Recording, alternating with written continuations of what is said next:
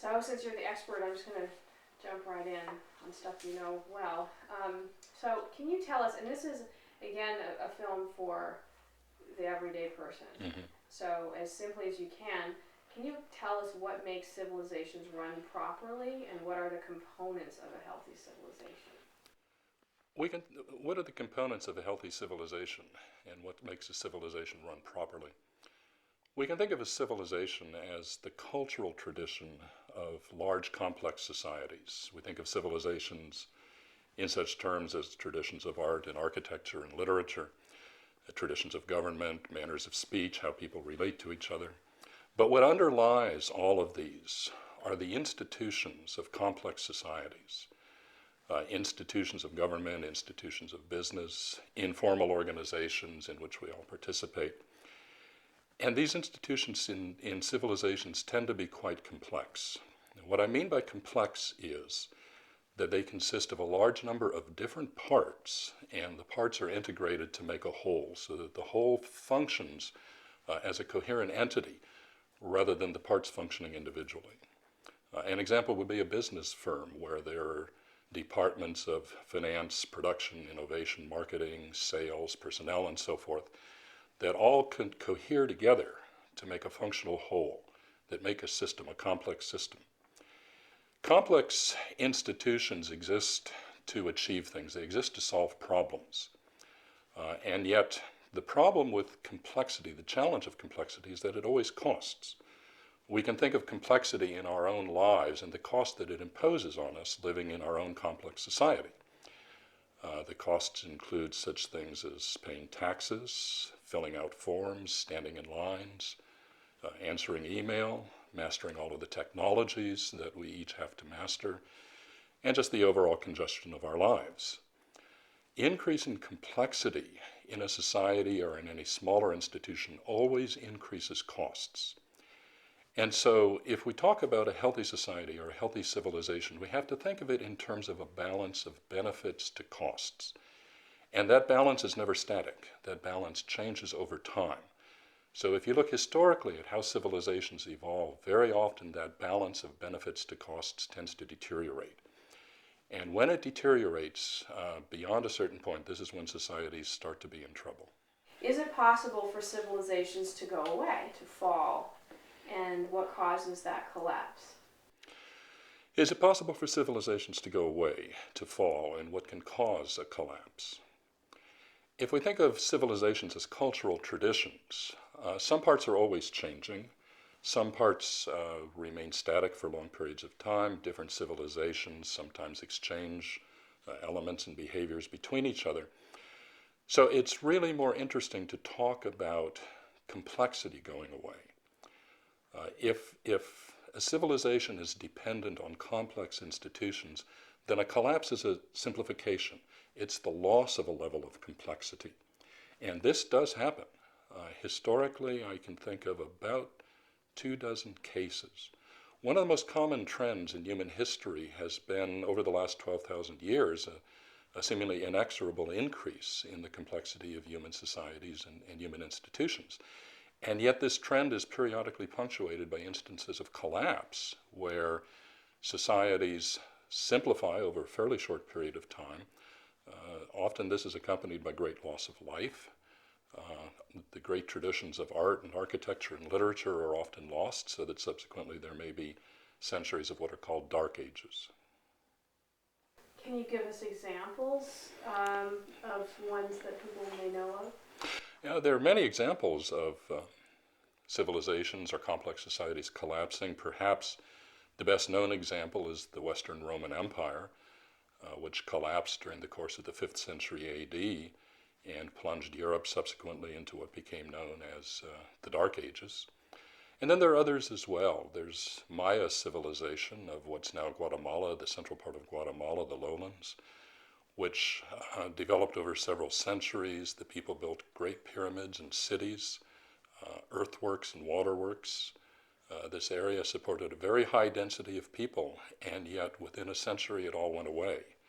Their civilization had not only collapsed, it largely disappeared. There are other examples as well.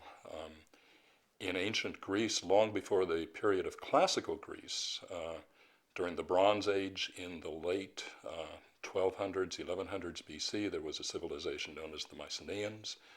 Mycenaean civilization persisted for several centuries, and then it too collapsed. In what's today Iraq, what historians refer to as Mesopotamia, there were at least two collapses. One is known as the Third Dynasty of Ur, which collapsed late in the second millennium BC. And later on, in the late first millennium AD, another civilization, an Islamic civilization called the Abbasid Caliphate, collapsed. And the results of these collapses were so devastating that there are parts of Iraq that are still uninhabitable, because to support their complex societies, they had to intensively cultivate the land through irrigation. And the result of this was that they terribly salinized their agricultural fields, and ultimately agricultural production declined, their energy basis went away, and the civilizations couldn't be maintained. And there are parts of Iraq to this day that are still devastated by these events that happened centuries and even millennia before. I remember from your book you recounting the ick.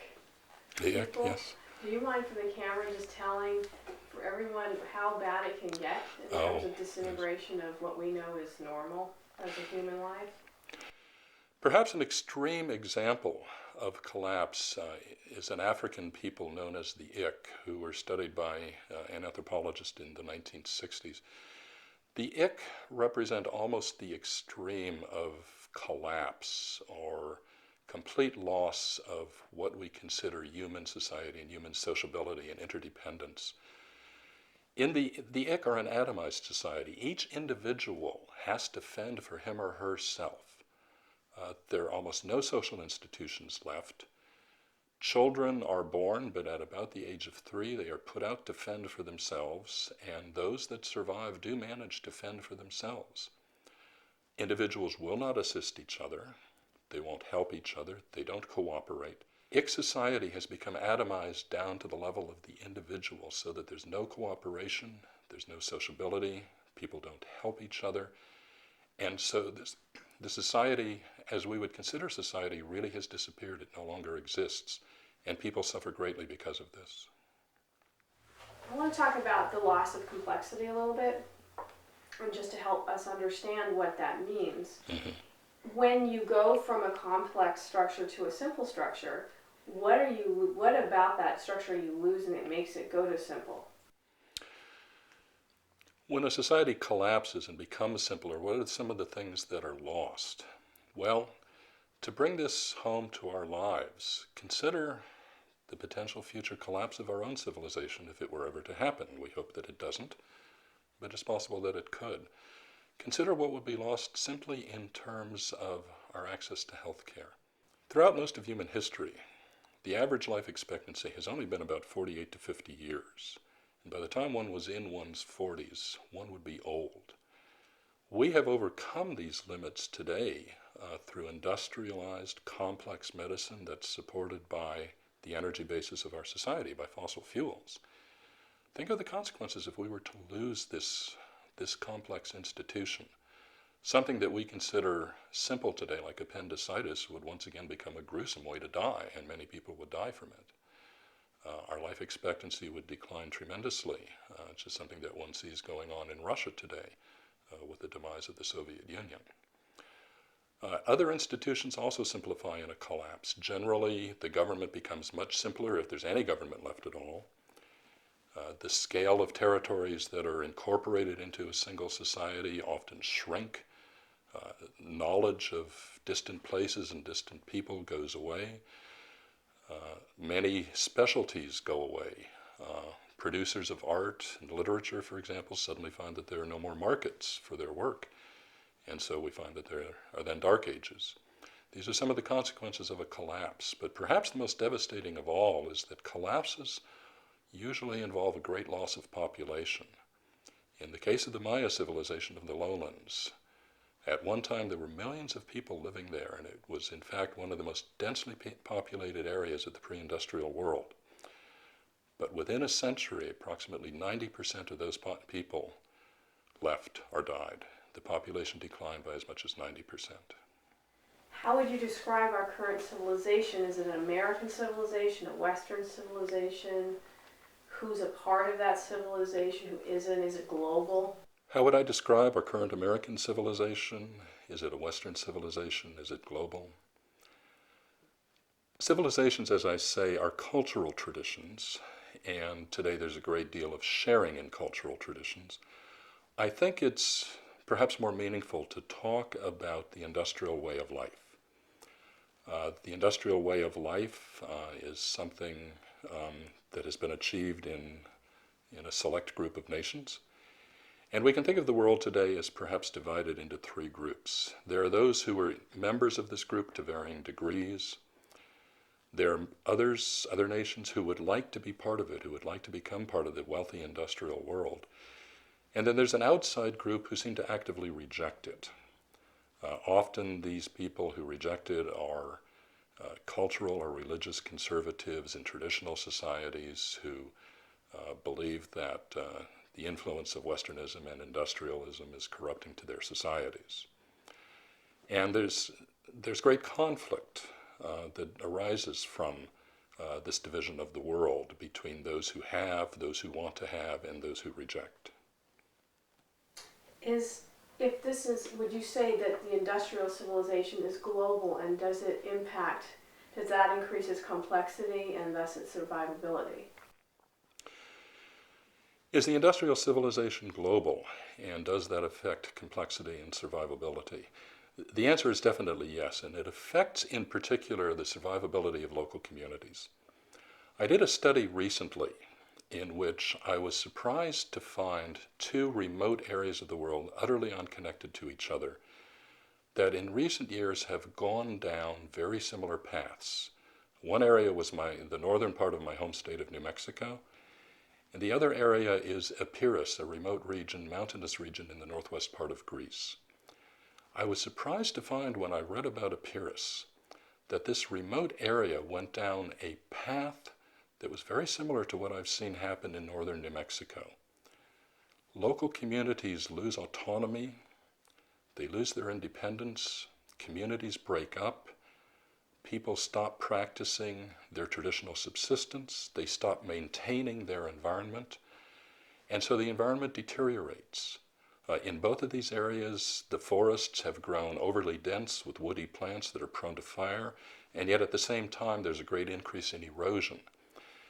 And I wondered, how is it that these unrelated places have managed to go down these parallel paths? Well, the reason is globalization. What has happened with globalization is that localities and local people in their communities are affected by distant forces that largely they're unaware of, by distant economic and political forces that they may never hear about. So it's almost as if these new problems that they confront fall out of the sky. They don't understand where these problems come from. I've talked about this at a lot of meetings, and every time I talk about it, someone comes up to me and says, yes, that's just like the people I study. And I think this is a global problem with globalization, that as material goods flow, and as the economy broadens, and as the globe becomes more integrated, the flow of information has not kept up. So the people in local communities still live a local life, a life of local information, rather than understanding the broader processes that are affecting them. Because we are all becoming interdependent on these material flows, does it make us more vulnerable to a collapse because it's that much harder because it is an international system? Because we're now largely globalized, we have a global economy, raw materials, and manufactured goods, and money flow around the world. Does this somehow make us more vulnerable? I think that it does as places lose self-sufficiency. As a nation such as the United States, for example, no longer manufactures very much in the way of textiles, what were to happen if our supply of textiles from the Far East, for example, were to be disrupted for whatever reason? And we can think of this problem of disruption of supply of the things that we depend on as being possibly one of the consequences of globalization. Globalization depends on a fleet of ships out on the sea, trying to meet deadlines, trying to be in their ports on time, trying to be in their ports on time. And this flow of goods really depends on these tight timetables. It depends on having adequate energy, adequately priced energy. And any disruption suddenly leaves a nation unable to import some of the goods on which it suddenly relies but may no longer produce. What energy does our civilization depend on, and do we have enough of it? What civilization does our energy depend on, and do we have enough of it? Well, of course we rely primarily on fossil fuels, particularly petroleum, also coal and natural gas. And because we rely on these, everything we do is subsidized. I can offer a personal anecdote of how these subsidies work. My wife and I recently went shopping for some furniture in an IKEA store. It was the first time I'd been in one of those, and I was pleasantly surprised to see the low prices, and pleasantly surprised to get to the checkout stand and find how low the total bill was. And I wondered how they were able to offer nice furniture at such a low price. And then I realized that the price was subsidized by centuries of photosynthesis and forest nutrients that subsidized the growing of the forests that are being harvested to produce the furniture. In the same way, on a larger scale, all of us are subsidized in our lives by fossil fuels. Fossil fuels underlie everything that we do, and because of fossil fuels, we don't really pay the full price of anything that we consume. To a certain extent, to a very large extent, much of the price was paid millennia ago when fossil fuels were being formed. So our civilization depends on fossil fuels. Our economy depends on them, our way of life. Nearly everything that we do on a daily basis is subsidized by fossil fuels. As we've all experienced recently, the price of fossil fuels is increasing, and it's increasing quite rapidly. Does this mean that we are soon going to run out of fossil fuels? Probably not. But it's worthwhile to investigate whether we're at a transition point now, where fossil fuels are going to continue to become scarcer and to grow more expensive. And we have to ask ourselves, if that is the case, what will be the consequences for our civilization, for our way of life, for our ability to address our problems? What are the substitutes? Are there substitutes for, if we are in transition, what are we transitioning to? Do we have time to transition to a technology that would fill the place of oil? What are the substitutes for fossil fuels? What might we rely upon in the future? One possibility is nuclear, but it has never fulfilled its potential, and it's not clear that it ever will. There are grave concerns about nuclear fuels. Nuclear fusion technology has not progressed to the point where it's usable or economical, and again, it's not clear that it ever will. So the alternatives appear to be renewables. Many people favor renewables, and there are very good reasons for favoring them. But using renewables would also have consequences. One of the characteristics of fossil fuels is that they tend to be very high in quality, which is to say that they have many calories of potential heating value packed into a fairly small, compact package. Renewable fuels are not the same. Solar energy is diffuse. Very little of it falls on any given square meter of land surface. What that means is that if we have a future dependent on, let us say, solar energy, whether it's solar energy directly or solar energy driving wind, to achieve the same level of energy consumption that we have today is going to require a much larger land area than we currently allocate to energy. Now, we think our current way of energy use is very destructive of the environment, but it's sobering to realize that a future based on renewable energy sources may actually take in more of the environment than we currently use now. Possibilities including recreating coastlines to capture wave energy. We've already done this to a certain extent by damming many rivers, creating lakes that extend for tens of kilometers, sometimes as much as 100 kilometers or more. And we've destroyed habitats with this, we've disrupted species, and we've lost much natural beauty by building hydroelectric dams.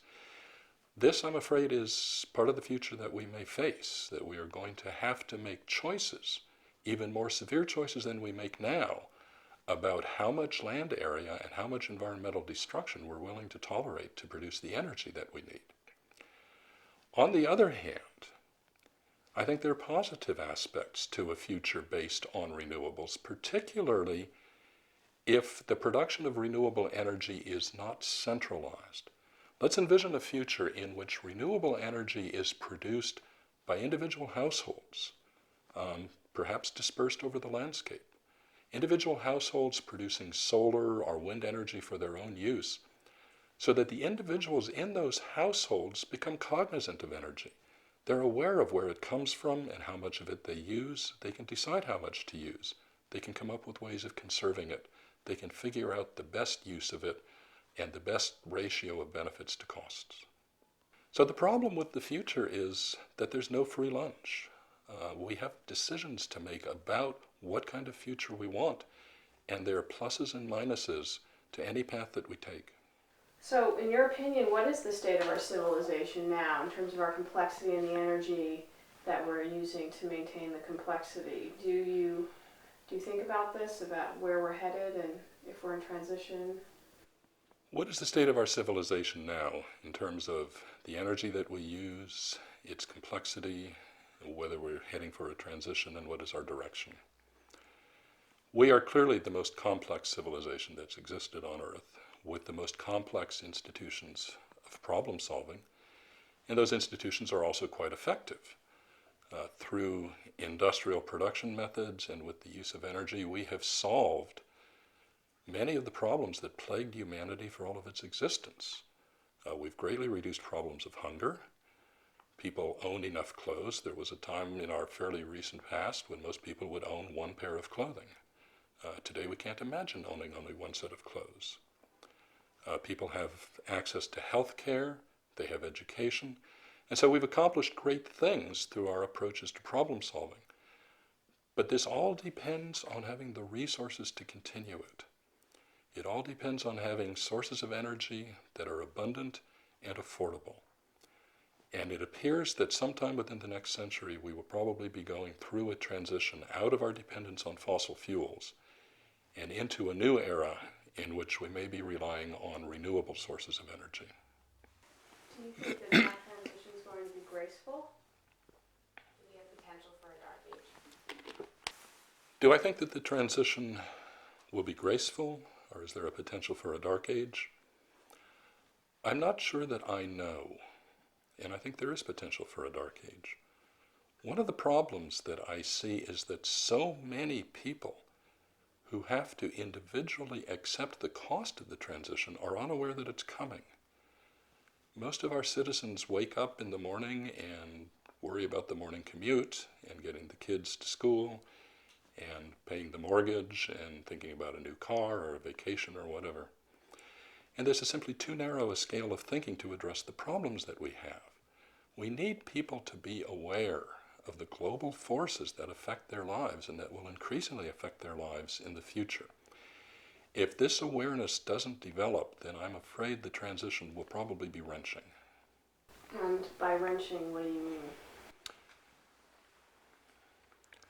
I'm afraid if this awareness doesn't develop, then I'm afraid that the transition will probably be abrupt, difficult, and painful for many of us. Some people believe that our civilization has arrived at a bottleneck. Ian Wilson talks about that, in which the carrying capacity of the biosphere is in such a place that we will have to radically change our ways or stand to lose billions of people. Now, I know a lot of what you talk about is the complexity of institutions as the cause for collapse. Do you think at all about what it means to overshoot your resources as a source of collapse?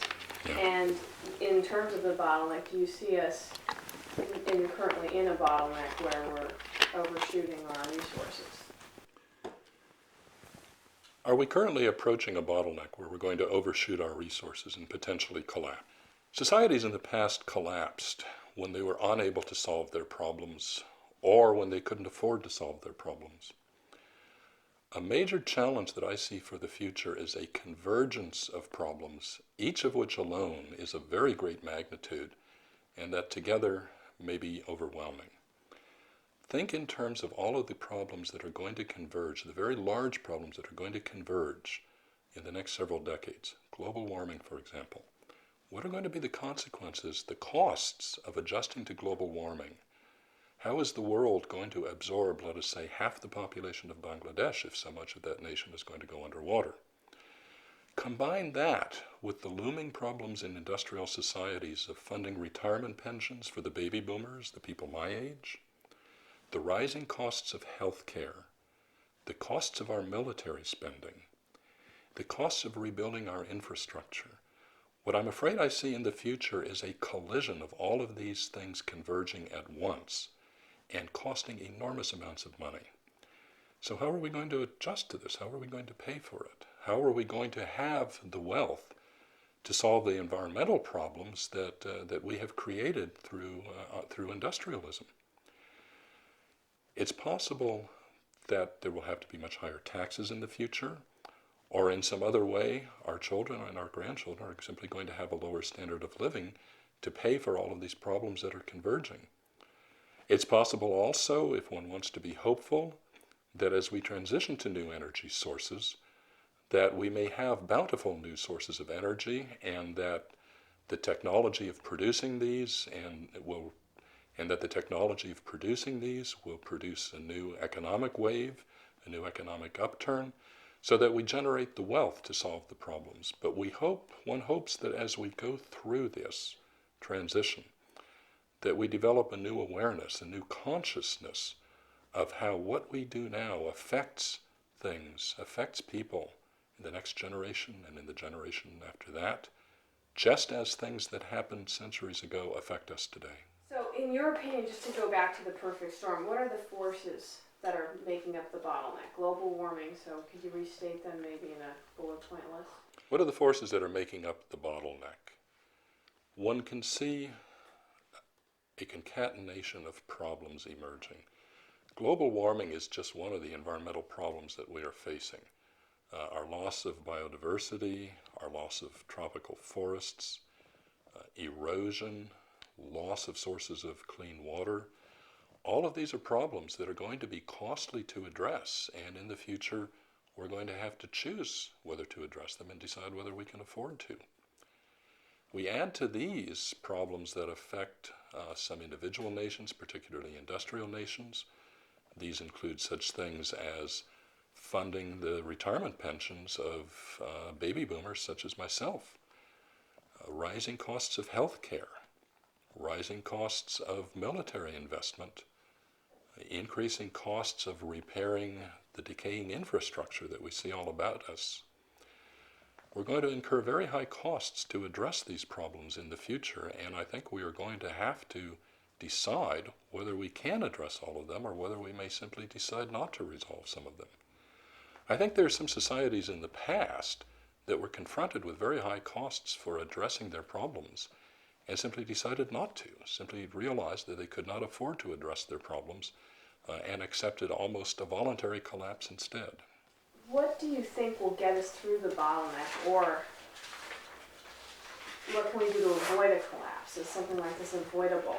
And are there different kinds of collapse? How will we get through this bottleneck? Can we go down gently? Are there different types of collapses? Can we navigate our way through it? Can the engineers come up with a solution to get us through this? These are questions that time will tell. To a certain extent, we can foresee what the possibilities are, but we really don't know how things will turn out. What we can say is that we are a species that tends to muddle through. We rarely plan long term. We tend to encounter problems and develop short-term solutions to get us through the immediate problem without thinking out what are the long-term consequences, not only of the problem, but of our solution to the problem.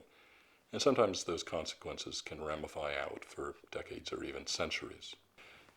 If we want to do something more than muddle through, I believe we need to expand our educational system so that people can be taught to be aware of the converging problems and the fact that these problems are distant and long-term, and to be curious about the forces that affect their lives but that they don't see around them every day. I'd like to see our educational institutions emphasize teaching children to think about things that are distant in time and space and how those things might affect their lives. How do problems in Indonesia affect the lives of people in Los Angeles, for example? How does unrest in China affect our foreign policy?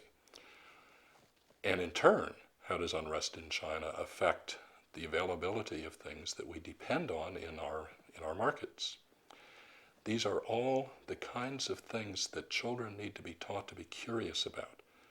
Children also need to be taught to be curious about long-term developments, because what happens today is a reflection of things that have been developing over very long periods, over historical time, generations, even several centuries, so that we really can't understand our predicament today unless we know how that predicament has come about. So I'd like to see our educational system expanded so that children would learn to be curious about things that are distant in time and distant in space, and to understand how all of those connect and influence their own lives. And if we could develop that awareness in a generation or two of systematic education, then we might have a citizenry who are truly involved in understanding environmental issues and issues of problem solving and complexity, and are committed to it and able to resolve them. From an environmental standpoint, what is the biggest problem you think that we are facing? From an environmental standpoint, what is the biggest problem that we are facing? I think the biggest problem is clearly to develop new sources of clean, abundant, and affordable energy. Energy is the key to everything else that we do. With abundant and affordable and clean energy, we can solve a lot of other problems. Without it, we're not going to be able to solve very many problems at all. I would also mention global warming, which is producing a scale of changes that humanity has never confronted before. We can't even begin to calculate what it's going to cost to address the problems that are being generated by global change. But the first priority has to be energy. With abundant energy, there's much that we can accomplish. You went over renewables again, but what energy, is there enough? I've read in some other authors that say that renewable energy just can't replace, there's not enough, we can't generate enough renewables really to replace oil. There's just not, it just is not an equivalent. Do you think about that, and what are you most excited about in the clean abundant energy section? It's often suggested that renewable energy sources cannot replace oil, that they simply cannot produce the level of energy that we're used to consuming today. And on one level, this is correct. Energy produced from petroleum is very high in quality, which is to say that it has many calories per unit of measure. And so you can accomplish a lot of work with it. Whereas solar energy or other things that we derive from solar energy, such as wind energy, produce very little energy per unit of surface area, let's say per square meter of land. And so we are going to be devoting a large part of the Earth's land surface to producing energy. And this is simply a sacrifice that we're going to have to make if we want to continue to have the level of energy that we're accustomed to today. We can hope that as renewable energy sources begin to become established, that there will be technical improvements, we're almost certain there will be technical improvements, that increase their efficiency and that might allow us perhaps to reduce the area of land that has to be allocated to them. But if we want to continue our present way of life, or something like our present way of life, we're probably going to have to make the sacrifice of accepting the allocation of large areas of land to energy production, renewable energy production. Would you advocate changing our lifestyle in order to preserve the environment, scaling us down a little bit, rather than continuing to deform the planet for sort of our consumer-based society? Would I advocate changing our lifestyle so that we have less of, let's say, an ecological footprint, so that we consume less of the Earth's resources? This is a moral question that I think every individual has to decide for themselves. I think that to bring the mass of our citizens along in designing solutions to the future, they have to be given hope that they can continue a high quality of life, a life that gives them opportunity and fulfillment and health and adequate food and housing.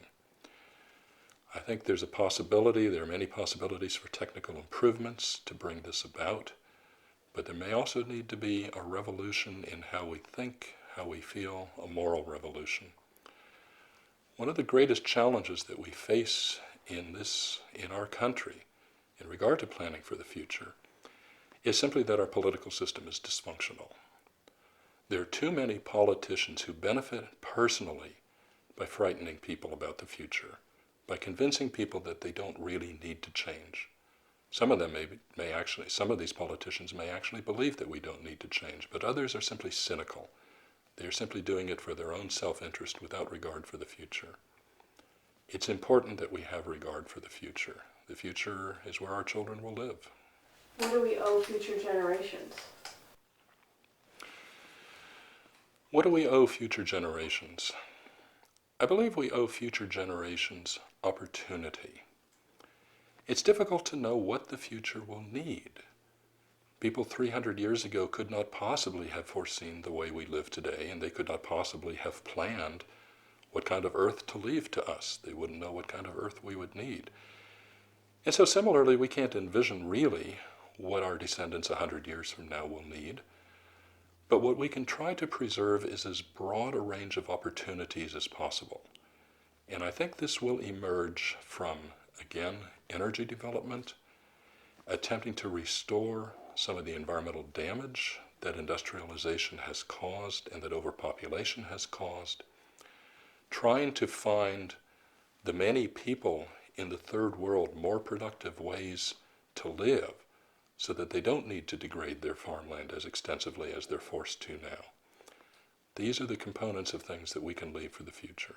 Actually I'm working on Overshoot now.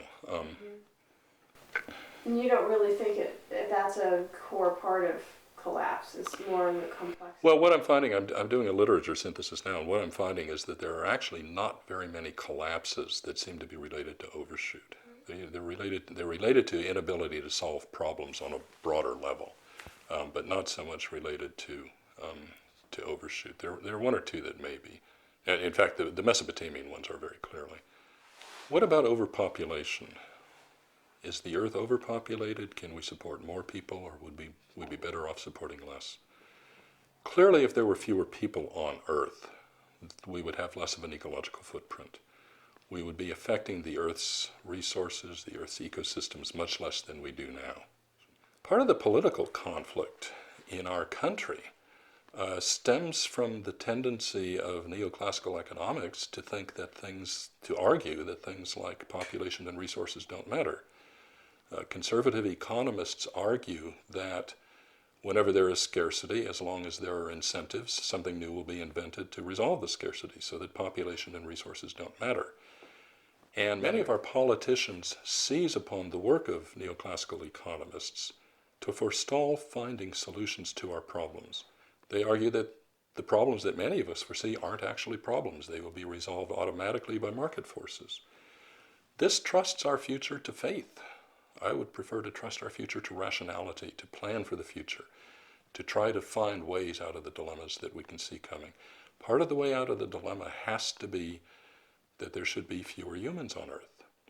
And we would like a reduction in human population to come about gently and voluntarily, because the alternative is too horrible to think about. What do you think happened on Easter Island? What happened on Easter Island, where a colony of perhaps 40 Polynesians landed in the middle of the first millennium AD and found an island forested in great palm trees and other species. And they were able to use these forests to build ocean-going canoes and fish for deep water fish and sustain themselves in this way. Over time, their population grew, and it appears that they were progressively cutting down the forest until finally the time came when there was no forest left anymore. And then they were simply stuck on this island. Their population had grown very large, and yet they couldn't get off. Many people consider this almost a microcosm for planet Earth. On a larger scale, we can think of the Earth as a great Easter Island where We are consuming its resources and may ultimately be stuck with a degraded environment that allows us no way out.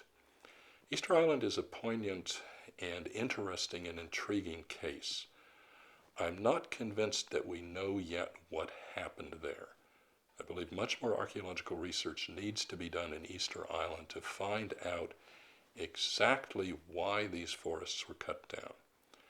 One of the things that intrigues me about Easter Island is that the island was enmeshed in conflict when Europeans arrived. Conflict drives consumption of resources without any concern for the future.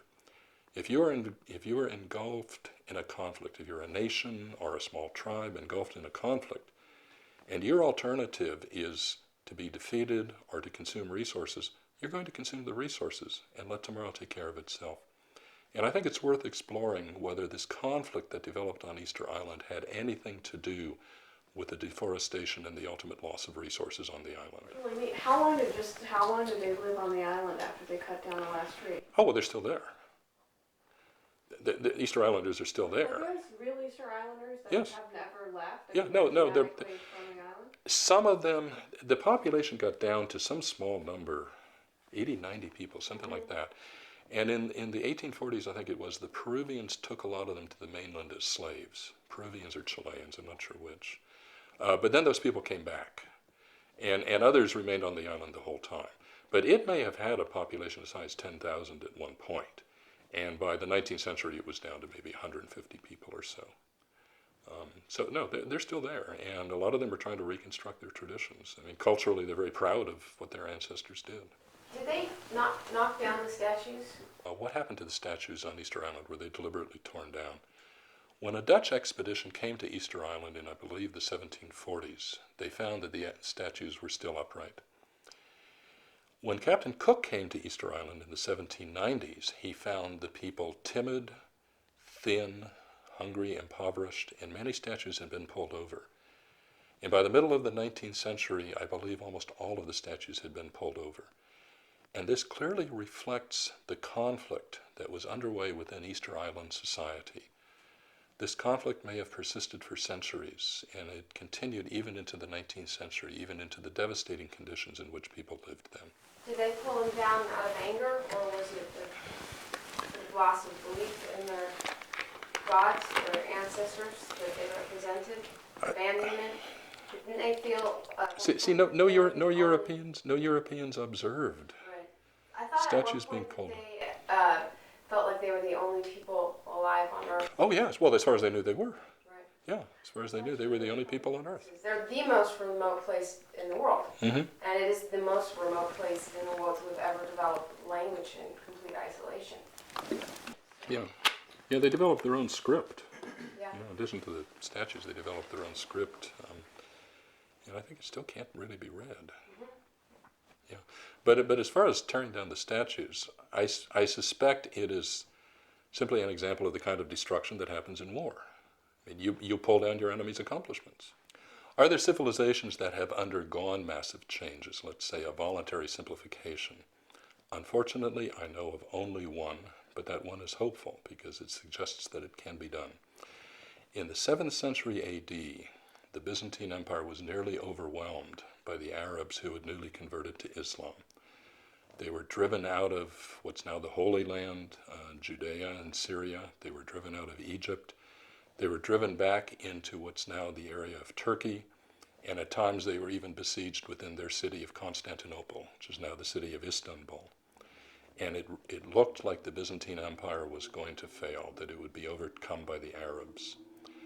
The solution that they adopted was that they gave up their professional army, which was very expensive, and they settled soldiers on plots of land across the empire where they became a peasant militia providing for their own sustenance rather than having to be paid by the government. When they did this, the whole society simplified because the whole economy and society were organized around amassing up the resources to pay for the army. So once the army was made to pay for itself, the government simplified, literacy and numeracy declined, the society simplified, the aristocracy simplified, and the whole society became much less costly. What one finds across Anatolia, what's now the land of Turkey at this time, is that what had been great cities now contract to fortified hilltops. And the peasant soldiers suddenly began fighting better because they were fighting for their own land and they were fighting for their own families, so they had more incentive to fight. So when they instituted this change about the 660s AD, all of a sudden the Byzantines started to rebound. They stopped losing land so quickly, and in another century they were on the offensive and began reconquering lands that they had previously lost. And within 200 years, by about 1000 AD, they had reconquered much of the land that they had lost, and they were now the premier power of Europe and the Near East. And this is an accomplishment that they won by simplifying, by reducing the complexity and the costliness of their problem-solving institutions. In energetic terms, one of the things that they did was that they simplified their energy flows. One can think of this in energy terms, that the Byzantine Empire was a solar energy-based empire, and the way it ran was that solar energy would fall on cultivated fields through photosynthesis. Crops were produced, the crops were harvested, peasants paid taxes, the taxes went to Constantinople, the government took its share and then sent the money back out to the provinces to pay soldiers. All of a sudden, all of those intermediate steps are eliminated, which greatly eliminates the cost, because at each intermediate step there's some loss. There's a cost to the transaction. So now solar energy falls on the land, photosynthesis takes place, and the peasant soldiers harvest their crop and pay themselves immediately, and the government is much less involved. It was a simplification that worked. Regrettably, it's the only large complex society I know of that systematically and deliberately simplified in this way. But it gives us some hope for the future that it can be done. Ways can be found. I have one last question, and it's for our time capsule, which is, if you were going to, somehow there was energy to play this message in 100 years. And the technology can be read. And the technology can be worked. And people speak. And people understand the language. What would you like them to know? What would you like to say to them? Knowing what you know right now. What would I like to say to people perhaps 100 years from now? Well, this will include some of my own descendants, I hope, as well as the descendants of all the rest of us. I think you'll be going through a transition. I hope it will not be an excessively difficult transition, but transitions are never easy. I hope you will live in a world in which your educators take care to make you curious about how things connect to each other and affect your lives, to make you want to know how things that happen on the other side of your country, on the other side of the world, connect to influence the way you live and affect whether your lives are positive or negative. I hope that your educators will teach you to think historically, to think long-term about the processes that take generations up to centuries to develop and yet affect your lives today. We're very concerned at this time about the future, many of us are. We're concerned about energy supplies, we're concerned about the state of the environment, we're concerned about the complexity of our societies and whether our societies will continue to be effective in solving problems. Those are all processes that develop beyond the lifetime of an individual. One needs historical knowledge to understand these things. I hope that in the future, humanity will have this expanded scale of thinking, and if you do, you'll be better positioned to understand and solve problems than we are today.